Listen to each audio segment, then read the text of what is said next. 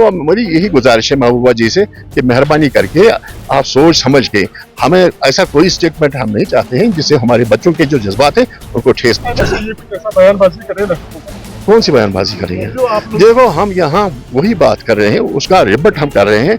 हमने कहा है कि हम दहशतगर्द नहीं, हमारे बच्चे दहशतगर्द नहीं हैं। चलो मान लिया हम पत्थरबाज हैं, लेकिन हम दहशतगर्द नहीं हैं। वो अगर किसी चीज की मांग कर रहे थे, ठीक है, उनके हाथ में पत्थर था, लेकिन उन्हें यही हुकूमत थी जिसने हमारे बच्चों को अंधा कर दिया।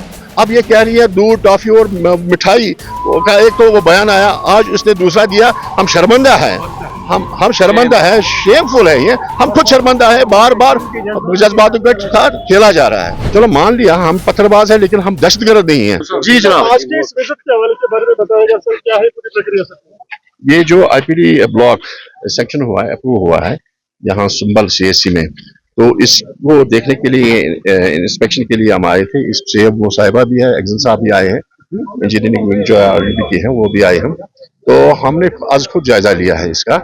तो चूंकि यहाँ स्पेस कम है, स्पेस को यूटिलाइज करने के लिए एक तो ये है कि हमें आईपीडी ब्लॉक हो, और दूसरा ये है कि हम प्राइम मिनिस्टर जन विकास कार्यक्रम में एक और वो बिल्डिंग के लिए अप्रूवल आ रहा है, तो उसके लिए फिजिबिलिटी रिपोर्ट तैयार करना था, वो आगे जाएगा और उसके बाद ही वो भी अप्रूव हो जाएगा।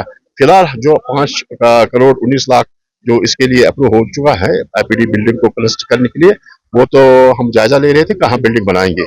अब हमने मशवरा राय पूछी है इन इंजीनियर साहबान से, एक्सन साहब जो तनवीर साहब हैं आरएनबी के, उनसे हमने राय पूछी है कि हमें कहाँ बिल्डिंग को कंस्ट्रक्ट करना है और जो स्पेस है ज्यादा से ज्यादा स्पेस बचे और बिल्डिंग भी तामीर हो। सर, ये जो महबूबा मुफ्ती का परसों बयान आ गया, जो एहतजाज जहाँ पे हुआ था वो किसी न किसी हद तक सही था, लेकिन जो दिल्ली में एहतजाज हुआ था वो नाकाबिल कबूल है सर। देखो मेरी बात सुनिए, उसका एहतजाज बजा है, लेकिन जब हमने दावत दी उसको कि आप आइए हमारे साथ, 370 की मांग, स्टेटहुड की मांग, 35A की मांग, आप हमारे साथ आइए और करिए, तो उन्होंने डिनाई किया, हमारे साथ नहीं आए।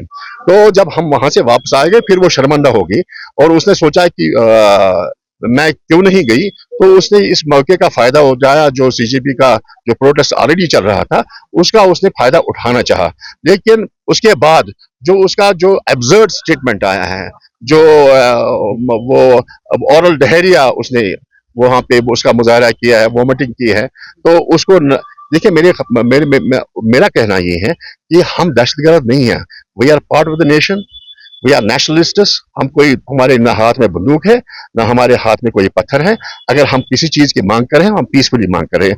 महबूबा जी ने हम सबको डब किया है, पूरे जम्मू कश्मीर के नौजवानों को एज टेररिस्ट बताया है, उनको ये किया है, डब किया है टेररिस्ट। हम टेररिस्ट नहीं हैं। हम मुझे कहना चाहते हैं, आप खुदा आराम से बिल्कुल सोच समझकर बयान दीजिए, और ऐसी बातों से हमारे दिलों को जो ठेस ऑलरेडी पहुंची है, तो उसको और उसको और ना खुरे दे। तो मेरी यही गुजारिश है महबूबा जी से कि मेहरबानी करके आप सोच समझ के हमें ऐसा कोई स्टेटमेंट हम नहीं चाहते हैं जिससे हमारे बच्चों के जो जज्बात हैं उनको ठेस पहुंचे। पुलवामा कह रहे हैं कि अटेंशन डाइवर्ट होने की वजह से ये कुछ ऐसा बयानबाजी करें ना। कौन सी बयानबाजी कर रही है? देखो हम यहाँ वही बात कर रहे हैं, उसका रिबट हम कर रहे हैं। हमने कहा है कि हम दहशतगर्द नहीं, हमारे बच्चे दहशतगर्द नहीं हैं। चलो मान लिया हम पत्थरबाज है, लेकिन हम दहशतगर्द नहीं हैं।